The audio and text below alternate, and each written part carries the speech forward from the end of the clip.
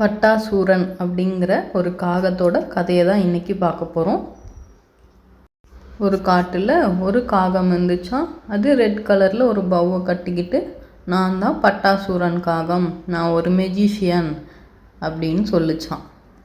நான் மேஜிக் பண்ணி எல்லாத்தையுமே மாற்றிடுவேன், இங்கே எல்லாரும் நான் சொல்கிற பேச்சு கேட்கலன்னா உங்களையும் ஒரு கல்லாக மாற்றிடுவேன் அப்படின்னு சொல்லி அங்கே இருந்த எல்லாரையும் பயமுறுத்துச்சான்.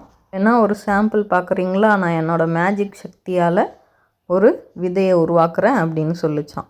தன்னோட ரெக்கைகளுக்கு இடையில மறைச்சி வச்சுருந்த ஒரு சீடை கீழே போட்டுச்சான். அதை பார்த்து எல்லா விலங்குகளும் இதுக்கு உண்மையாலுமே மேஜிக் பவர் இருக்க போல இருக்குது, அப்புறம் நம்மளை கல்லாக மாற்றிட போகுது, அது சொல்கிற பேச்சு கேட்கலாம் அப்படின்னு சொல்லி முடிவு பண்ணி அது கேட்குற சாப்பாடு எல்லாத்தையும் ஒரு ஒரு அனிமலாக எடுத்துகிட்டு வந்து கொடுக்குமா.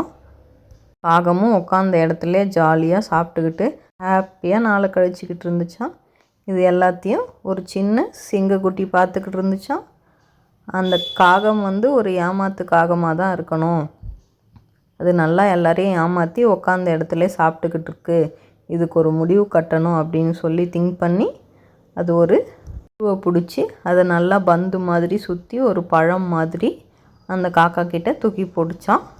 கிட்ட போனதும் அந்த புழு தன்னோட இயல்பு நிலைக்கு மாறிச்சான். அதை பார்த்து அந்த காக்காவுக்கு ஒரே பயமாயிருச்சான். பயந்து போய் கீழே தமால்னு விழுந்துருச்சான்.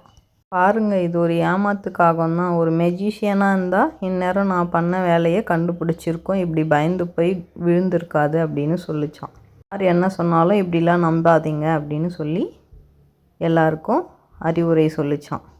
அந்த காகத்துக்கிட்டேயும் பொய் சொல்லி இப்படிலாம் உட்காந்த இடத்துல சாப்பிடாத, உனக்கு தேவையான இறையை நீயே போய் தேடு அப்படின்னு சொல்லிச்சான். இந்த கதையிலேருந்து நீங்கள் என்ன தெரிஞ்சுக்கிட்டீங்க குட்டீஸ்?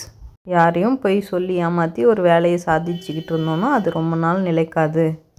நமக்கு தேவையானதை நம்மளே தான் உழைச்சி செஞ்சுக்கணும் அப்படின்றது தெரிஞ்சுக்கிட்டிங்களா? அடுத்து இன்னொரு சூப்பரான கதையோடு மீட் பண்ணுறோம். பாய்.